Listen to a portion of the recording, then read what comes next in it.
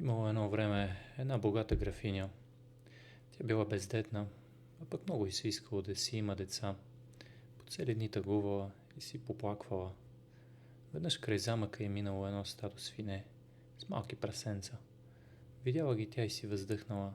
Ах, да можех и аз да си родя една ражба, рекла си тя.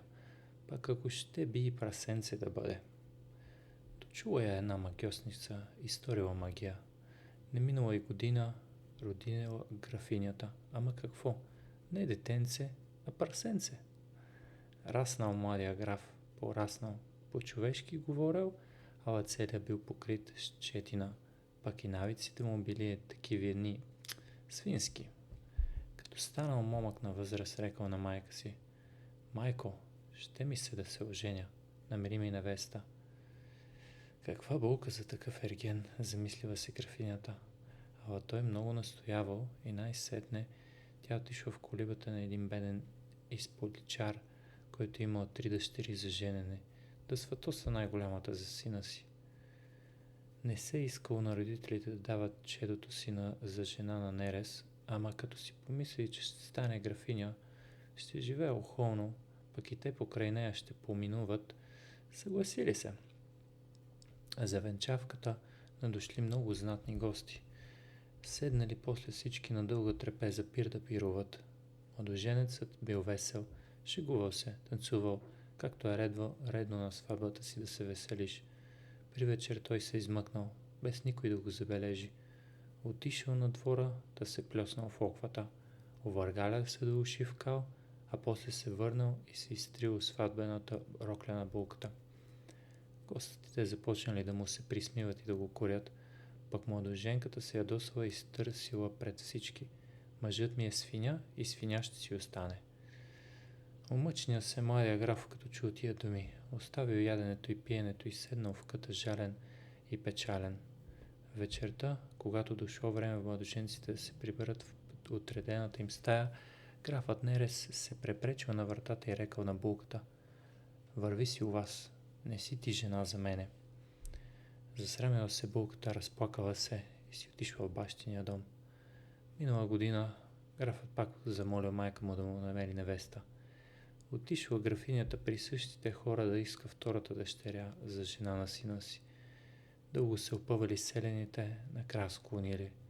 Вдигнала се пак тежка сватба, насред веселбата младоженеца сторил същото, а булката повторила думите на сестра си, че мъжа й е свиня и такъв ще си остане. Вечерта графът Нерес и не е изпадил. Подир още една година, синът пак започнал да моли майка си да го ожени. Тя се дърпала, придумвала го да се откаже от тази си мисъл, ала той се ядосал и я заплашил, че ако не му намери невеста, камък на камък няма да остави от замъка. Нямало как, отишла графинята за трети път с сиромашката селска колиба, да иска най-малката дъщеря за снаха. Родителите и дума не давали да се издума. Посрамени и двете щерки, а сега пък иска и третата, отказвали те. Тогава най-малката се намесила. Какво пък? И той е човек. По-човешки мисли и говори. Зло орисница го орисала да има такъв свински образ. Затова трябва да го жалим, а не да му се присмиваме. Що ме тъй, а родителите се съгласили. Направили сватбата. Надошли още повече гости. Всички искали да видят какво графът Нерес ще направи с третата си жена. При вечер пак младоженеца отишъл да се увъргалял в оквата, а после се изтрил роклята на болката си. Гостите започнали да се подиграват и корят. Някои дори умрък вдигнали, ала булката им рекла: той ми е мъж и може да прави каквото си ще. Вие не се месете в чужди работи.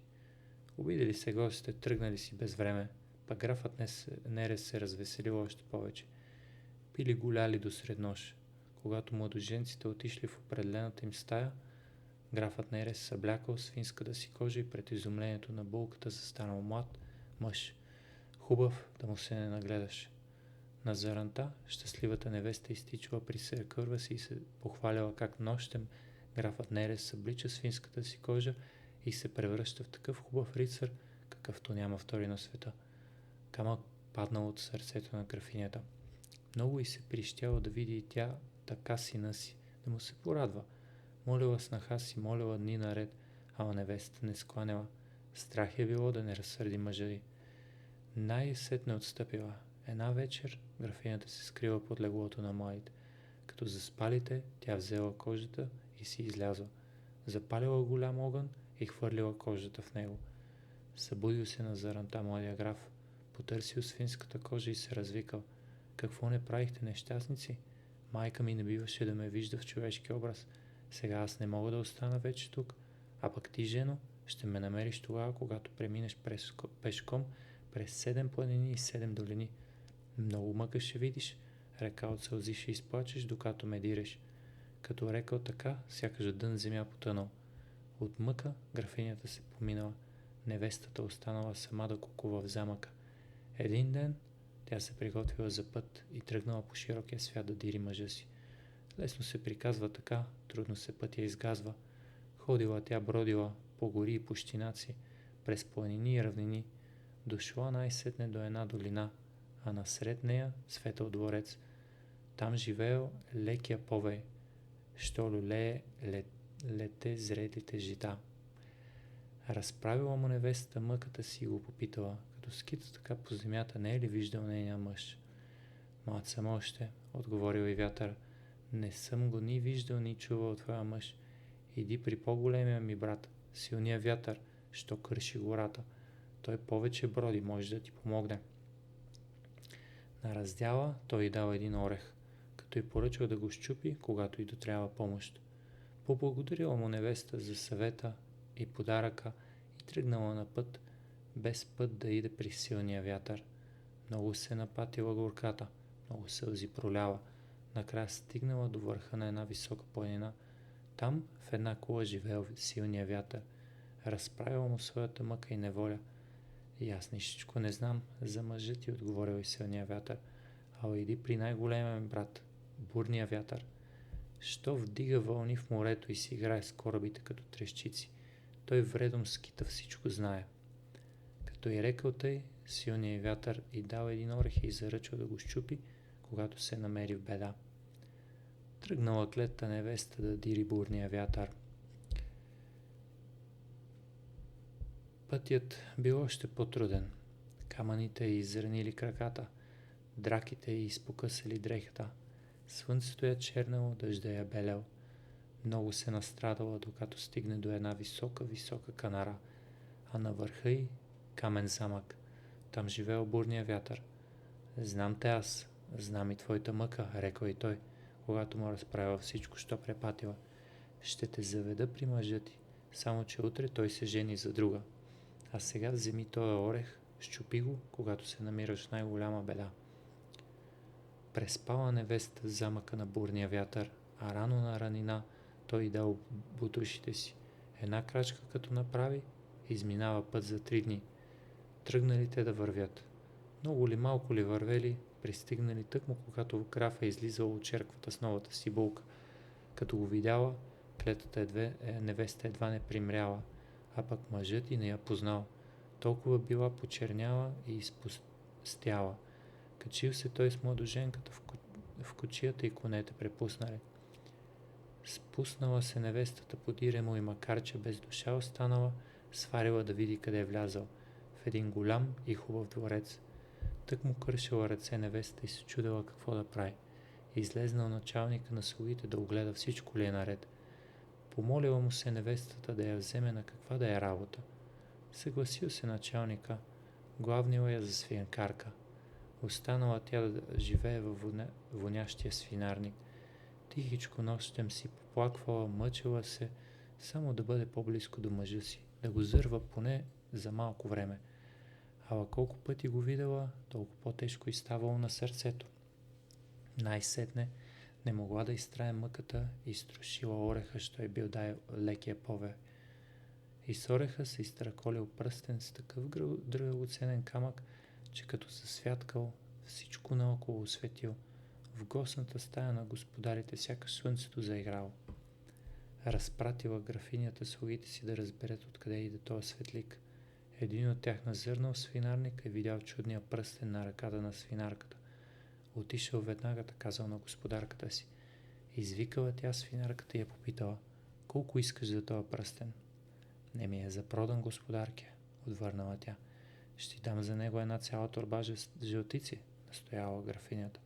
Свинарката обаче не се съгласила, ала казала, че ще го даде даром, ако графинята й позволи да прекара една нощ в спалнята на графа. Помислила графинята, накрая се съгласила. Много й се искало да име тоя пръстен. През нощта свинарката влязла в стаята на графа и го заварила, че спи. Будила, плакала и разправила своята неволи, ала той не се събудил, защото графинята му била насипала в кафето сънотворен прашец. Плакала клетницата цяла нощ, а когато се разденило, прибрала се в свинарника. Толкова била омъчена, че при вечер счупила и втория орех. И с него изпаднали златни обеци с такиви камъни, че светликът им като слънце заиграл из стаите на двореца. Досетила се графинята откъде иде тази чудна светлина и право в свинарника. Като видяла обеците и рекла: ще ти дам дворец с всичките му наредби, ако ми дадеш тия обеци. Невестата й отговорила, че ще отстъпи обеците само ако прекара още една нощ в спалнята на графа. Склонила графинята, само да получи обеците. И пак свинарката проливала горчиви сълзи цяла нощ, плакала и разправила пътилата си, а графа спал като заклан, защото графинята пак му сипала в кафето сънотворен прашец. Нея нощ в съседната стая спял един приятел на графа, който му бил дошъл на гости. Плачът и вайкането на свинарката го разбудили. На заранта той попитал графа защо цяла нощ графинята е плакала и нареждала. Графът веднага се сетил, че това ще да е било първата му жена, и тъй като го боляла главата, като пражнен на заран, разбрал, че графинята му е сипала в кафето сънотворен прашец, та да се не разбуди. А свинарката се прибрала при свинете и от мъка не можела да си намери място. Опротивяла и живота и всичко, паструшила и третия орех, да става каквото ще. И с него изпаднала една дреха, ама каква? Цялата обшитата с сърма, маргарит и драгоценни камъни. Такъв светлик изпущял, че целият град се окъпал във вълшебна светлина. Графинята на часа изтичала в свинарника и яхнала от почуда. Такава хубава дреха никой никога не е виждал. За нея графинята било готова да даде цялото графство, само да я има. Ала свинарката клатала глава. Не и не. Виж, ако господарката й позволи да прекара и третата нощ в спалнята на графа, ще й отстъпи дрехата. Графинята и този път се съгласила. На вечерта графа уж, без да иска, бутнал свещникът, угасил свеща. В тъмното бързо разменил чашките с кафе, дал своята на графинята. Сънят повалил графинята още на масата и спала тя непробудно чак до сутринта. А графа се прибрал в спалнята си и зачакал. Ето, че след някое време вратата се отворила и влязла първата му жена. Той се зарадвал много, а когато се разденило, поканил в двореца най-мъдрите люде на града и им казал: преди някое време загубих ключа от съкровищницата си. Дирих го, никъде не го намерих. Накрая си направих нов. И ето, че сега изгубения ключ се намери. Имам вече 2 ключа, пак повече от един не ми трябва. Какво ще ме посъветвате вие, мъдри люде? Кой да оставя? Стария или новия? Всички казали, че стария е по-добър. Стария е истински. Него графа да запази.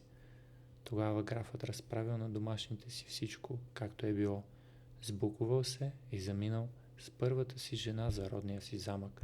Там двамата си заживели спокойно, народили им се много дечица и дочакали всички да ги оженят, тъй на внуци да се зарадват. Край.